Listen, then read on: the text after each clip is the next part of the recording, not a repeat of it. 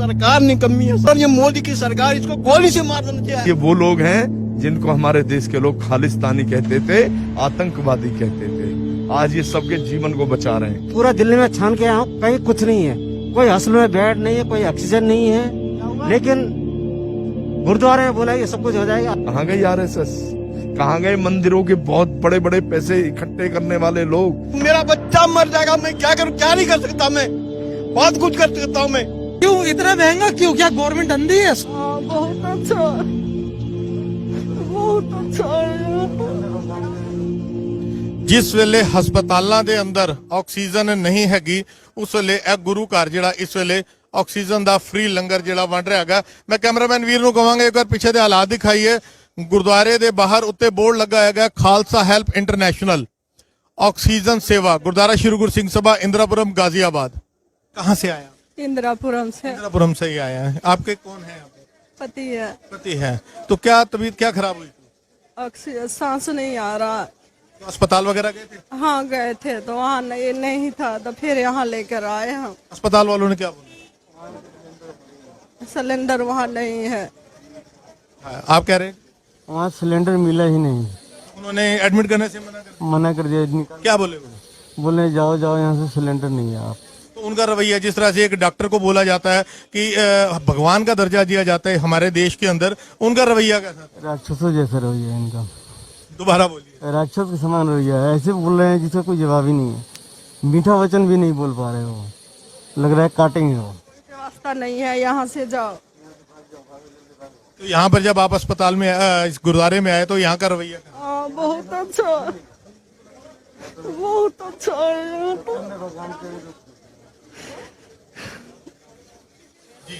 यहाँ सबके अंदर भगवान का रूप देख रहे हैं, सबके लिए एक बराबर याद है। कोविड केसेस की हालात इन्ने ज्यादा विगड़ चुके हैं कि जिहड़ी गिनती अज तो कुछ समय पहले जिहड़ा फर्स्ट वेव कही जाती सी लाख सवा लाख तक सी, अज इंडिया के अंदर जिहड़े पर डे की जिहड़ी पेशेंट्स की गिनती है 3,62,000, तकरीबन 3.5 लाख तो वध हो चुकी है। और दिल्ली कैपिटल ऑफ इंडिया जिन्हों देश की राजधानी कहा जाता है, ਉਹਦੇ ਵਿਚਕਾਰ केसां की गिनती लगभग 27,500 तो वध हो चुकी है। ਜਿਹੜੇ ਹਸਪਤਾਲਾਂ ਤੋਂ ਲੋਕੀ ਉਮੀਦ ਕਰਦੇ ਨੇ ਕਿ ਸਾਡੀ ਉੱਥੇ ਜਾਨ ਬਚੇਗੀ, ਆ ਸਾਰਿਆਂ ਨੇ ਹੱਥ ਖੜੇ ਕਰ ਲਏ ਨੇ। ਰਾਜਨੀਤੀ ਚੱਲ ਰਹੀ ਹੈ, ਕੇਂਦਰ ਦੀ ਕਹਿ ਲਈਏ, ਦਿੱਲੀ ਦੀ ਕੇਜਰੀਵਾਲ ਸਰਕਾਰ ਦੀ ਗੱਲ ਕਰ ਲਈਏ, ਆਪਸੀ ਰੰਜਿਸ਼ ਦੇ ਦੌਰਾਨ ਪੋਲੀਟੀਕਲ ਗੇਮ ਦੇ ਅੰਦਰ ਆਮ ਜਨਤਾ ਮਰ ਰਹੀ ਹੈ। ਆਕਸੀਜਨ ਨਹੀਂ ਹੈ, ਜਿਹੜੀਆਂ ਦਵਾਈਆਂ ਇਸ ਸਿਚੁਏਸ਼ਨ ਦੇ ਅੰਦਰ ਸਪੋਰਟ ਕਰਦੀਆਂ ਨੇ, ਜਾਨਾਂ ਬਚਾਉਂਦੀਆਂ ਨੇ, ਉਹਨਾਂ ਦੀ 10 ਤੋਂ 20 ਗੁਣਾ ਕੀਮਤਾਂ ਵੱਧ ਚੁੱਕੀਆਂ ਨੇ। ਜਿੱਥੇ ਅੱਜ ਸਾਡੇ ਇੰਡੀਆ ਦੇ so called capital atomic power ਵਾਲੇ ਦੇਸ਼ ਦੀ ਰਾਜਧਾਨੀ ਦੇ ਵਿਚਕਾਰ ऑक्सीजन पैसे दे के नहीं मिल रही है, लोग मर रहे ने। एक गुरुद्वारा साहब के अंदर फ्री ऑक्सीजन मंडी जा रही है। जब हम लोग जाते हैं इलाज करने के लिए, बच्चे हमारे 3 दिन से गैस के चलते कर, तो आज रात भर मेरा बच्चा जो कि 32 साल की उम्र का है, वो बच्चा गैस के लिए मर रहा है। और जरा सा मुझे एक आधा लीटर कहीं से गैस मिला, 10 मिनट मैंने लगाया गैस, तो वो अभी हाउस में आया और यहाँ मैं लाया हूँ। ऐसे गद्दार जो गद्दारी का करके यहाँ पर दुनिया को बेच रहा है गैस को, उसको गोली से मार देना चाहिए। सरकार निकम्मी है साले को, ये आदित्यनाथ सरकार और ये मोदी की सरकार, इसको गोली से मार देना चाहिए। आपसे पूछा कि आप कौन से धर्म के हो, कौन सी जात के हो? कुछ नहीं पूछा। बहुत मैंने भगवान समझता हूँ सर, मैंने भगवान समझता हूँ। 3 दिन से मैं गैस के लिए चक्कर काट रहा हूँ, पूरे दिल्ली चक्कर काट रहा हूँ। पेपर में दिया था कि 15 एजेंसियां हैं, कहाँ है वो एजेंसी जो वोट पहले फोन उठाने को राजी नहीं होता है? कहाँ होता है वो एजेंसी पर छापा मारो तो गोली मार दो, एजेंसी वालों को बंद करवा, गोली मार दो साले को। गालियां नहीं भाई, मैं मेरा बच्चा मर जाएगा, मैं क्या करूं? क्या नहीं कर सकता, मैं बहुत कुछ कर सकता हूं। मैं ये हालत दुनिया की हो रही है, बताइए। गैस खत्म, गैस कहीं नहीं मिल रहा है। ऐसे जो सप्लायर जो इस तरह से करते हैं, उसको हमेशा मैं यही कहूंगा कि उसको गोली से उड़ा देना चाहिए। ना को दम कर रखा है लोगों ने। नोएडा से सेक्टर 37 से मैं एक पेशेंट लेके आया हूँ, मेरा कजन भाई है। आज मैं दिल्ली में हर जगह मैं छाक लिया, देख के कहीं नहीं है। मैंने पता लगा कि यहाँ गुरुद्वारा में यहाँ सिलेंडर है, यहाँ लेके आया हूँ। राजी ने बोला यहाँ हो जाएगा काम, लेकिन दिल्ली सरकार का ना सेंट्रल गवर्नमेंट का किसी का कोई हाथ नहीं। इन्होंने कोई पैसे वगैरह मांगे कैसे से? आगे हाथ इन्होंने कहा है हम करेंगे, हम मरने नहीं देंगे। मेरा पेशेंट का 65 लेवल है, एयर 65 है। वो कह रहे हम मरने नहीं देंगे, हम बचाएंगे। लेकिन मैं पूरा दिल्ली में छान के आया हूँ, कहीं कुछ नहीं है, कोई हॉस्पिटल में बेड नहीं है, कोई ऑक्सीजन नहीं है, लेकिन गुरुद्वारे में बोला ये सब कुछ हो जाएगा। आज यहाँ सदाजी से मिला मैंने, ये बोला कि मैं मरने नहीं दूंगा, हो जाएगा। ਤੁਸੀਂ ਸਿਚੁਏਸ਼ਨ ਦੇਖੋ ਕਿੱਥੋਂ ਕਿੱਥੋਂ ਲੋਕੀ ਧੱਕੇ ਖਾ ਕੇ ਪਹੁੰਚ ਰਹੇ ਨੇ ਇਸ ਗੁਰਦੁਆਰਾ ਸਾਹਿਬ ਦੇ ਵਿਚਕਾਰ। ਫਿਰ ਉਹੀ ਗੱਲ ਲਫ਼ਜ਼ ਮੈਂ ਵਾਰ-ਵਾਰ ਇੱਕ ਲਫ਼ਜ਼ ਰਿਪੀਟ ਕਰ ਰਿਹਾ, ਜਾਨ ਬਚ ਜਾਏ ਤੁਹਾਡੇ ਸਾਹਮਣੇ ਪੇਸ਼ੈਂਟ ਨੂੰ ਡੀਲ ਕੀਤਾ ਜਾ ਰਿਹਾ। ਮੈਂ ਕਹਾਂਗਾ ਇੱਕ ਵਾਰ ਦਿਖਾਈ ਅਸੀਂ 3 ਦਿਨ ਹੋ ਗਏ ਨੇ, 4 ਰਾਤਾਂ 3 ਦਿਨ ਜਿਹੜੀ ਸੇਵਾ ਨੂੰ ਲੱਗੇ ਹੋਏ ਆ। ਤਕਰੀਬਨ 800-900 ਬੰਦਿਆਂ ਦੀ ਜਾਨ ਜਿਹੜੀ ਬਿਲਕੁਲ ਲਾਸਟ ਮੂਮੈਂਟ ਤੇ ਸੀ, ਉਸ ਗੁਰਦੁਆਰੇ ਨਿਸ਼ਾਨ ਸਾਹਿਬ ਦੇ ਹੇਠ ਆ ਕੇ ਲੋਕਾਂ ਨੂੰ ਜਾਨ ਦਾ ਇੱਕ ਬਾਬਾ ਜੀ ਨੇ ਇੱਕ ਜੀਵਨ ਦਾਨ ਇੱਥੇ ਦਿੱਤਾ। ਕਿਸੇ ਬੰਦੇ ਨੂੰ ਅਸੀਂ ਕੈਜੂਅਲਟੀ ਨਾਲ ਮਰਨ ਨਹੀਂ ਦਿੱਤਾ ਆਕਸੀਜਨ ਦੇ ਕਾਰਨ। ਬਾਕੀ ਸਰਕਾਰਾਂ ਨੇ, ਪ੍ਰਸ਼ਾਸਨ ਨੇ, ਸਭ ਨੇ ਛੱਡਤੇ ਹੱਥ, ਆਕਸੀਜਨ ਨਹੀਂ ਹੈ, ਕਿਆ ਕरें। ਅਸੀਂ ਇੱਥੋਂ ਆਕਸੀਜਨ ਦਾ ਜਿਹੜਾ ਇੰਤਜ਼ਾਮ ਕਰ ਰਹੇ ਹਾਂ, ਪਤਾ ਨਹੀਂ ਕਿੱਥੋਂ ਵਾਹਿਗੁਰੂ ਕਿੱਥੋਂ ਰਸਤੇ ਕੱਢ ਰਿਹਾ। ਸਰ ਸਰਕਾਰ ਆਪਣੇ ਇਲੈਕਸ਼ਨਾਂ ਤੋਂ ਵਿਹਲੀ ਹੋਏਗੀ ਤਾਂ ਕੁਝ ਕਰੇਗੀ, ਆਪਣੀ ਵੋਟਾਂ ਮੰਗੇ ਤੋਂ ਵਿਹਲੇ ਹੋਣਗੇ ਤਾਂ ਕੁਝ ਕਰਨਗੇ। ਉਹਨਾਂ ਨੂੰ ਵੋਟਾਂ ਜ਼ਰੂਰੀ ਹੈ, ਇਲੈਕਸ਼ਨ ਜ਼ਰੂਰੀ ਹੈ। ਬੰਦੇ ਦੀ ਜ਼ਿੰਦਗੀ ਤਾਂ ਐਵੇਂ ਹੀ ਹੈ, ਵੋਟ ਦੀ ਕੀਮਤ ਜ਼ਿਆਦਾ, ਬੰਦੇ ਦੀ ਕੀਮਤ ਘੱਟ ਵਾ। ਇਸ ਕਰਕੇ ਹਿੰਮਤ ਕੀਤੀ ਹੈ, ਸਭ ਕੁਝ ਹੋ ਰਿਹਾ। ਸਰਕਾਰ ਨੂੰ ਹਿੰਮਤ ਕਰਨ ਦੀ ਕੀ ਲੋੜ ਵਾ? ਉਹ ਸੀਟਾਂ ਤੇ ਬੈਠੇ ਹੋਏ ਨੇ, ਕੀ ਲੋੜ ਪਈ ਆ? ਕੌਣ ਆ ਜਾਏਗਾ ਸੜਕ ਤੇ? ਕੋਵਿਡ ਪੇਸ਼ੈਂਟ ਨੇ ਸਾਰੇ, ਸਾਰੀ ਟੀਮ ਸਾਡੀ ਨਾਲ ਲੱਗੀ 3 ਦਿਨਾਂ ਦੀ। 2 ਵਾਰੀ ਮੈਂ ਕੋਵਿਡ ਹੋ ਚੁੱਕਾ ਸਰ। ਇਸ ਕਰਕੇ ਉਪਰਾਲਾ ਕਰਨਾ ਪੈਂਦਾ, ਸੜਕ ਤੇ ਆਉਣਾ ਪੈਂਦਾ ਤੇ ਲੋਕਾਂ ਦੀ ਜਾਨ ਬਚੇਗੀ। ਘਰ ਬਹਿ ਕੇ ਤਾਂ ਜਾਨ ਕੋਈ ਵੀ ਨਹੀਂ ਬਚਾ ਪਾਏਗਾ। ਛੋਟੀ ਗੱਲ ਕਵਾਂਗਾ, ਹਾਲਾਂਕਿ ਸਿਚੁਏਸ਼ਨ ਤੇ ਗੱਲ ਨਹੀਂ ਕਰਨੀ ਚਾਹੀਦੀ। 37 ਸਾਲ ਹੋ ਗਏ 84 ਨੂੰ। ਇੱਕ ਉਹ ਸਮਾਂ ਸੀ ਕਿ ਨਿਸ਼ਾਨ ਸਾਹਿਬ ਨੂੰ ਵੇਖ ਕੇ ਅੱਗ ਲਾਉਣ ਨੂੰ ਫਿਰਦੇ ਸਨ। ਅੱਜ ਮਾਫ ਕਰਨਾ, ਉਹੀ ਜਿਹੜੇ ਲੋਕ ਹੈ ਨੇ ਅੱਜ ਗੁਰਦੁਆਰੇ 'ਚ ਆ ਰਹੇ ਨੇ ਆਪਣੀ ਜਾਨ ਬਚਾਉਣ ਲਈ। ਇਸ ਕੰਪੈਰੀਜ਼ਨ ਨੂੰ ਕਿਵੇਂ ਦੇਖਦੇ? ਸਰ ਸਿੱਖਾਂ ਨੂੰ ਤੇ ਹਮੇਸ਼ਾ ਜਦੋਂ ਮੌਕਾ ਮਿਲਿਆ ਜਲੀਲ ਕੀਤਾ ਗਿਆ ਹੈ। ਇਹੀ ਉਗਰਵਾਦੀ ਨੇ, ਇਹੀ ਖਾਲਿਸਤਾਨੀ ਨੇ। ਇਹ ਖਾਲਿਸਤਾਨੀਆਂ ਜਿਹੜਾ ਲੋਕਾਂ ਨੂੰ ਜੀਵਨ ਦਾਨ ਦੇ ਰਿਹਾ, ਇਹੀ ਖਾਲਿਸਤਾਨ ਆ। ਅਸੀਂ ਖਾਲਿਸਤਾਨ ਲੋਕਾਂ ਲਈ ਜੀਵਨ ਦਾਨ ਲਈ ਬਣਾਇਆ ਖਾਲਿਸਤਾਨ। ਉਹ ਨਿਸ਼ਾਨ ਸਾਹਿਬ ਆ 26 ਜਨਵਰੀ ਨੂੰ ਲੋਕਾਂ ਦੇ ਸਾਰਾ ਨਜ਼ਰੀਆ ਪਲਟ ਗਿਆ। ਸਿੱਖ ਉਗਰਵਾਦੀ ਨੇ, ਖਾਲਿਸਤਾਨੀ ਨੇ, ਇਹੀ ਖਾਲਿਸਤਾਨ ਲੋਕਾਂ ਦੀ ਜਾਨ ਬਚਾ ਰਹੇ ਨੇ, ਜਾਨ ਰਹਿ ਰਹੇ। ਛੱਡ ਦੋ ਮੰਦਿਰ ਮਸਜਿਦ, ਰਾਮ ਮੰਦਿਰ ਬਣ ਰਿਹਾ, ਕਿਹਦੀ ਹੈਲਪ ਹੋਣੀ ਆ? ਕਰੋੜ ਰੁਪਏ ਇਕੱਠਾ ਕਰ ਲਿਆ, ਇੱਕ ਬੰਦਾ ਤੁਸੀਂ ਬਚਾ ਨਹੀਂ ਪਾ ਰਹੇ।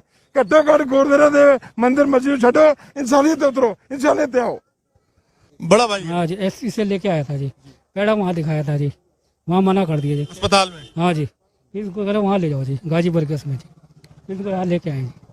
तो यहाँ पर गुरुद्वारे वालों ने पूछा आपका क्या धर्म है, कहाँ से आए हो, कोई बात की उन्होंने? नहीं, वो तो बात नहीं करी जी अभी। सिर्फ इंसानियत के नाते इन्होंने अपना सेवा शुरू कर दी। हाँ, सेवा शुरू जी। क्या कहोगे सेवा के लिए? बस भाई जी, बस जी। अपना नाम बताइए। देवश्री, कहाँ से आए हो? इंदिरापुरम से। इंदिरापुरम से ही आए। आप किनको लेकर? अपने फादर को लेके आए? जी, मेरे फादर को है, इनफैक्ट हम सबको ही फीवर है। तो पहले अस्पताल वगैरह गए? हमने कॉल किया था अस्पतालों में, तो वहाँ पे सब वीडियो कंसल्टेशन के लिए बोल रहे हैं, तो और कोई डॉक्टर अवेलेबल नहीं है। तो फिर हमने दूसरे डॉक्टर को फोन किया, तो उन्होंने दवाइयाँ चालू करी है और बोला है कि इनको जल्दी से जल्दी एडमिट करो, क्योंकि 90 के नीचे जा रहा था ऑक्सीजन लेवल। तो जब आप यहाँ पर लेके आए तो कितना ऑक्सीजन लेवल? 83 था घर पे, तो यहाँ पे चेक किया तो 84, 85, फिर उसके बाद बढ़ के फिर 94, 95 बढ़ा है अभी। तो अब आपको लग रहा है यहाँ पे आके जान बच जाएगी? जी, उम्मीद तो है। ਸਾਡੇ ਨਾਲ ਜਿਹੜੇ ਇੱਥੇ ਦੇ ਐਕਸ ਐਮਐਲਏ ਹੈਗੇ ਨੇ ਪੰਡਿਤ ਅਮਰਪਾਲ ਸ਼ਰਮਾ ਜੀ, ਜਿਹੜੇ ਇੱਥੇ ਦੇ ਐਕਸ ਐਮਐਲਏ ਨੇ, ਉਹ ਲਗਾਤਾਰ ਆਪਣੀਆਂ सेवावां जारी रख रहे हैं। ਅਸੀਂ ਇਹਨਾਂ ਨਾਲ ਗੱਲ करने। शर्मा जी क्या कहेंगे? सबसे पहले तो इस कोविड की सिचुएशन के अंदर जो मौजूदा हालात है, ऑक्सीजन की कमी है, लोग इतने कोविड से नहीं मर रहे जितना डर के मारे, एक दहशत, एक भय से कि हाय हमारा ऑक्सीजन लेवल कम हो जाएगा, हमें ऑक्सीजन की जरूरत पड़ेगी, उससे ज्यादा मौत हो रही है। सरकारों का काम था इस सिचुएशन को संभालना। सरकारें कहीं ना कहीं फेल है। जो सी मर्जी सरकार हो, हम किसी एक पार्टी की बात ही नहीं करते, चाहे दिल्ली की केजरीवाल सरकार कह लें, केंद्र की बीजेपी की सरकार कह लें, सरकारें सारी फेल है। आप लोग धर्म का फर्क नहीं देख रहे, गुरुद्वारा वाले धर्म का फर्क नहीं देख रहे, सेवाएं जारी हैं, एक इंसान ही दूसरे इंसान को बचा रहा है। क्या कहेंगे? देखिए, जहां तक आज सरकार का सवाल आपने मेरे सामने कहा है, मैं ये जरूर कहूंगा कि सरकार भारत में तो रही नहीं है। ना स्टेट की सरकारें रही हैं, ना केंद्र की सरकारें रही हैं। सरकार सिर्फ अपना हित देख रही है कि हम किस तरीके से भाषणबाजी करके इसका श्रेय हासिल करें। सरकार, इंसान यहाँ मर रहे हैं, उससे सरकार पर कोई असर नहीं पड़ रहा है। सरकार बहुत बड़ी चीजें होती हैं, ऑक्सीजन कोई इतनी बड़ी चीज नहीं है। सरकार चाहती है तो रातों रात कुछ भी कर सकती हैं। जहां तक यहाँ की बात है, हमारे एरिया में जो इंदिरापुरम गुरुद्वारा है, इस गुरुद्वारे के लिए अगर मैं भगवान का दर्जा इनको दूं तो वो कम नहीं होगा, क्योंकि जब भी आपदाएं आई हैं इस गुरुद्वारे ने अपना पूरा काम किया है। यहाँ के सभी लोगों ने अपना पूरा काम किया है। चाहे यहाँ लॉकडाउन लगा पिछले साल, तब भी इन लोगों ने घर घर खाना पहुंचाया। चाहे किसानों का आंदोलन रहा हो, उसमें भी लोगों को भरपेट भोजन इन्होंने दिया। आज मैं एक बात जरूर कहना चाहूंगा आपके माध्यम से कि ये वो लोग हैं जिनको हमारे देश के लोग खालिस्तानी कहते थे, आतंकवादी कहते थे। आज ये सबके जीवन को बचा रहे हैं। और मैं, मेरी आवाज जो सुन रहे हैं वो कान खोल के सुन लें, वही ये बात कहते थे कि ये सरदार तो खालिस्तानी है, आतंकवादी है। तो आज यही उनके काम आए हैं। 84 के अंदर तो चुन चुन के मारा जाता था। आज यही उनके काम आए हैं। मैं सिर्फ इसलिए कह रहा हूं कि ये बहुत सारे संगठन हैं। कहाँ गई आरएसएस, कहाँ गए मंदिरों के बहुत बड़े बड़े पैसे इकट्ठे करने वाले लोग? क्यों नहीं वो चंद पैसा इकट्ठा करके इसमें डाल देते? एक भी अस्पताल नहीं खोला गया, एक भी अस्पताल। इतने दिन के अंदर, 15 दिन के अंदर सरकार सो रही है। अरे शेड बना देती लंबे, कैसे भी करके, कुछ भी करके एक पाइप बिछवा देती, यहाँ पे कितना काम हो जाता। हाँ, राम मंदिर बनना है, उसके बिना हम जी नहीं सकते हैं, उसके लिए तो पैसा कलेक्ट होगा। मैं जनता से भी कहना चाहूंगा, जनता को भी ये सोचना चाहिए। आज जब तुम्हारे जान की बाजी आई है तो यहाँ कुछ काम नहीं आ रहा है, तुम्हारे कोई काम नहीं आ रहा। ये गुरुद्वारा, ये यहाँ के प्रबंधन कमेटी के लोग जिस तरीके से रात दिन अपनी जान की बाजी लगा के सेवा कर रहे हैं, मैं समझता हूं उनको आगे के लिए आगाह रहना चाहिए कि हम किसी के बहकावे में आके इनके प्रति कोई भी गलत शब्द का यूज ना करें। इन्हें हम भगवान का दर्जा दें। भगवान तो भगवान होते हैं, लेकिन ये आज हमारी जान बचा रहे हैं तो भगवान से कम नहीं है, उन्हीं के अनुसार बचा रहे हैं। ये सारी चीजें यहाँ की जनता को भी सोचना चाहिए कि आज जो इस दुख की घड़ी में आज यहाँ कौन काम आ रहा है? ये सरकार बस अपने फायदे के लिए है, सभी की, बाकी किसी की नहीं है। ये अपने बच्चों की भी नहीं है तो औरों के बच्चों की क्या होगी? अगर थोड़ी सी प्रॉब्लम हो रही है, उसको कहा जाता है डॉक्टर कि आप मरने वाले हो, तो वो नहीं मरेगा तो मर जाएगा। डर, एक भय पैदा हो जाता है। ये भय पब्लिक के अंदर बैठा दिया गया है जो लोगों के मन से नहीं निकल रहा है। अगर कोई मर रहा है किसी बीमारी से तो बोल देते हैं कोरोना से मरा है, तो पब्लिक आधी तो वैसे ही बीमार हो जाएगी, वैसे ही मरेगी। कई जगह ऑक्सीजन के लिए ट्राई करा, जो सिलेंडर मात्र पता नहीं कितने का मिलता होगा, हमने कभी जो यूज नहीं करा। आज के टाइम में वो 8,000 रुपए का, 10,000 रुपए का सिलेंडर मिल रहा है। 10-10 गुना कीमतें। वो क्यों इतना महंगा? क्यों? क्या गवर्नमेंट अंधी है, सो रही है क्या? क्यों है वो इतना महंगा? इस बात का कोई जवाब है किसी के पास? यहाँ पर किसी ने आपसे कोई पैसे मांगे? यहाँ तो ना जात, मुझे उम्मीद नहीं थी कि यहाँ सिलेंडर मिलेगा, बट यहाँ आके देखा है इतनी अच्छी सुविधा मिल रही है, इतने बहुत बढ़िया तरीके से। हाई प्रोफाइल वाला जो अस्पताल है, गवर्नमेंट हो, जहाँ पैसे की पूछ नहीं है, वहाँ ऐसी सेवा भी नहीं उपलब्ध है जैसी यहाँ है। सेवा कर रहे हैं गुरु साहब जी, बस गुरु साहब ਦੀ ਸੇਨਾ ਚ ਹੈ ਬੰਦੇ ਹੈਗੇ ਆ, ਅਸੀਂ ਜੋ ਗੁਰੂ ਸਾਹਿਬ ਸੇਵਾ ਕਰਵਾ ਰਹੇ ਕਰ ਸਕਦੇ ਆਪਾਂ। ਬਸ ਸਾਡੇ ਕੋਲ ਹੋਰ ਤਾਂ ਕੁਝ ਹੈ ਨਹੀਂ ਜੀ।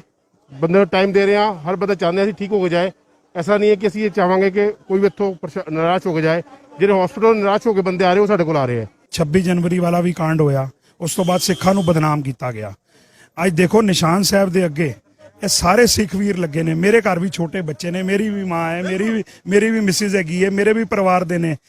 ਮੈਨੂੰ ਵੀ ਕੱਲ ਨੂੰ ਕੁਝ ਹੋ ਸਕਦਾ, ਪਰ ਮੈਂ ਉਹ ਦਸ਼ਮੇਸ਼ ਪਿਤਾ ਦੇ ਸਦਕੇ, ਉਸ ਦਸ਼ਮੇਸ਼ ਪਿਤਾ ਦੇ ਲਾਲ ਵਰਗਾ ਬਣ ਕੇ ਇਸ ਅਗਰ ਦੇਸ਼ ਵਾਸਤੇ, ਇਹਨਾਂ ਲੋਕਾਂ ਵਾਸਤੇ ਅਗਰ ਆਪਣੀ ਜਾਨ ਨਿਸ਼ਾਵਰ ਕਰ ਦੇਗਾ ਤਾਂ ਮੈਨੂੰ ਕੋਈ ਦੁੱਖ ਨਹੀਂ, ਮੈਨੂੰ ਕੋਈ ਦੁੱਖ ਨਹੀਂ। ਇੱਕ ਗਲਤ ਸਵਾਲ ਪੁੱਛ ਰਿਹਾ, ਸਵਾਲ ਗਲਤ ਇਸ ਕਰਕੇ ਕਹਿ ਰਿਹਾ, ਲਫ਼ਜ਼ ਗਲਤ ਨੇ।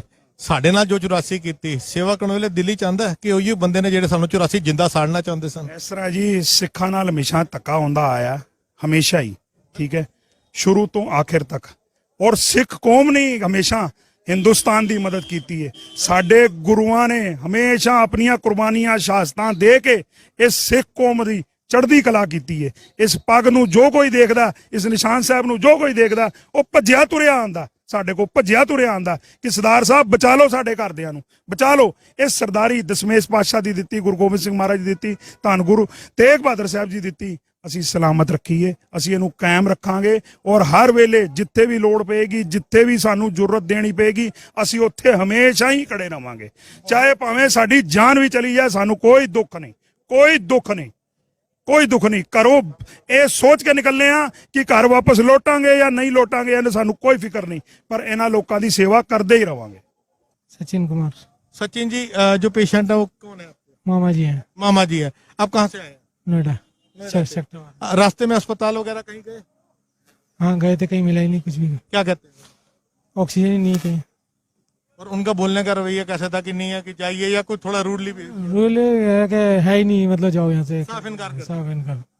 तो यहाँ का कैसे पता लगा कि गुरुद्वारे में यहाँ पे फ्री? नहीं, यहाँ का तो पता था कि मैं जाता था रहता ना ड्यूटी के टाइम पे, मैंने देखा था यहाँ पे क्या हो रहा था। तो आप काम क्या करते हैं? मैं कमिंस में हूँ, जनरेटर वाली सर्विस में। तो यहाँ पे अब आपको लगता कि कुछ? हाँ यहाँ पे है, ठीक ठाक हो रहा है।